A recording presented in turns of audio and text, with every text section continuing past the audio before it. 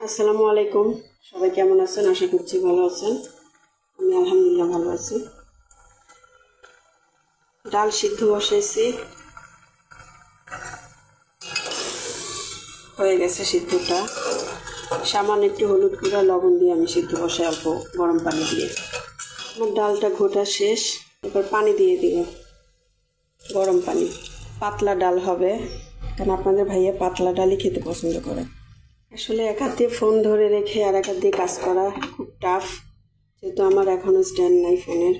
আমার ভিডিও ফুটেজগুলো বেশিরভাগ আমার মেয়ে করে, কারণ এক হাত দিয়ে কাজ করা আর এক হাত দিয়ে ভিডিও করা একটু টাফই হয়ে যায়। মেয়ে ওয়াশরুমে গেছে, এর জন্য আর কি ভিডিও করা একটু সমস্যা হচ্ছে। ডালটা বলক আসুক, এরপরে বাগার দিয়ে দিব। ডিম রান্না করব। দেখেন ডিমের কি অবস্থা। কালকে ডিম নিয়ে আসছে, একদমই খারাপ, মানে নতুন ডিম সিদ্ধ দিয়ে, মানে একটা আমি খাইছি, আর এগুলো রান্না করব। এত খারাপ অবস্থা, ডিমগুলো ছোলাই যাচ্ছিল না। অনেক কষ্টে 4টা ডিম ছুললাম। আর আপনাদের ভাইয়াটা ভেজে রান্না করব, ও সিদ্ধ ডিম রান্নাটা খেতে চায় না। এমনিতে ডিমের সাইজ খুব ছোট, তার মধ্যে ছুলতে খুব কষ্ট হয়েছে, সব খুলে খুলে আসতেছিল, অনেক কষ্ট করে ছুলছি।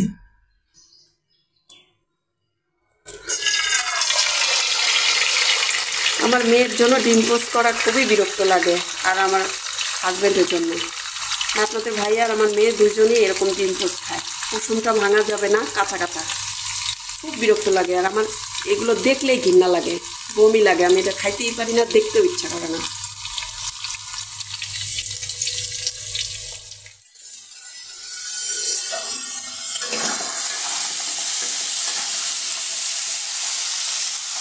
কি বলবো, শরীরটা খুবই অসুস্থ হয়ে গেছে।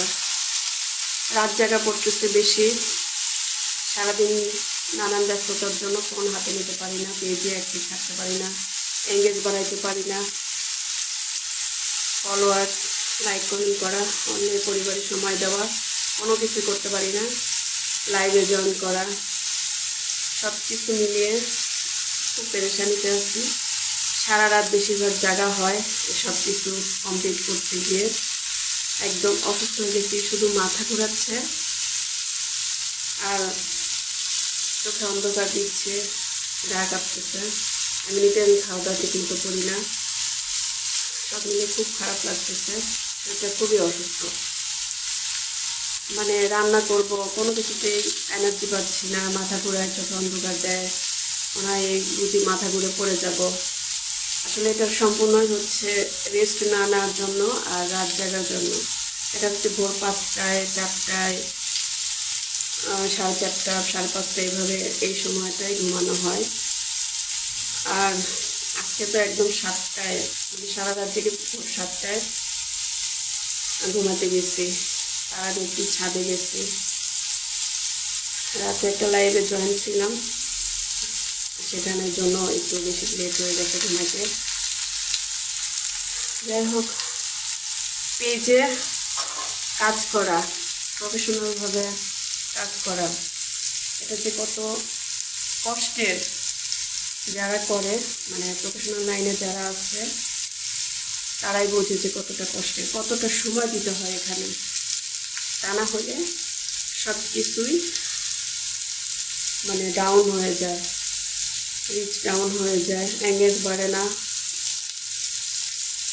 মানে পেজে প্রচুর অ্যাক্টিভ থাকতে হয়, সময় দিতে হয়। শুধু ঘামতেছি, কথাও বলতে খারাপ লাগতেছে, প্রচণ্ড ঘামতেছি। ঠান্ডা পানি খাচ্ছি বারবার। সকাল থেকে নাস্তা সেরকম কিছু করিনি, কারণ আমি এমনিতেই সকালে নাস্তা খুব একটা করি না, বেশিরভাগ না খেয়ে থাকি, এটা আমার একটা বদ অভ্যাস। একটা কলা খাইছি, একটা ডিম সিদ্ধ খাইছি, আর এক কাপ মানে লিকার চা, লাল চা যাতে বলে, যে কড়া করে, কারণ আমি কড়া লিকার চা খাই। এই তো নাস্তা। সবার বকা খাই যে এরকম নাস্তা করি জন্য, কখনো কিছুই খাই না, শুধু চা খাই, এটাও ক্ষতিকর। রান্না লেট হয়ে যাচ্ছে, আমাদের ভাইয়া খেতে আসবে, রান্না লেট হয়ে গেছে। মানে আসলে শরীরে এনার্জি পাচ্ছি না জন্যেই এই সমস্যাটা হচ্ছে। দেখা যাচ্ছে যে ভোরে ঘুমাইতে যেয়ে 10টা-11টা বেজে যায়, তখন তাড়াহুড়ো করি, সব কিছু মিলে খুবই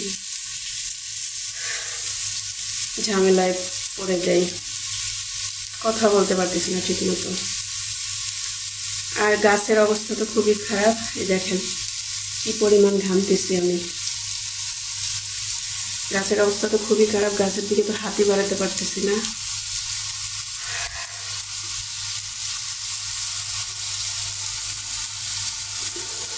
কি করব কিছু বুঝতে পারতেছি না, খুবই খারাপ লাগতেছে। আর গোসল ঠিকঠাক হচ্ছে না, খাওয়া ঠিকঠাক হচ্ছে না। আমার যেহেতু একটাই ফোন, মেয়ে সবসময় ফোনে কাজ করে, টাইমে reels, shorts editing, long video editing এগুলো করতে হয়, এই ফোন থেকেই ফুটেজ নিতে হয়। তাই আমি এঙ্গেজ বাড়াইতে পারি না। মানে যে কোনো কিছু কাজ আমাকে বেশিরভাগ গভীরাতেই করতে হয়, আমি একটু ফ্রি থাকলেও এগুলো করতে পারি না, যেহেতু ফোন আমার হাতে সবসময় থাকে না। এই কারণেই রাত জাগাটা বেশি হয়।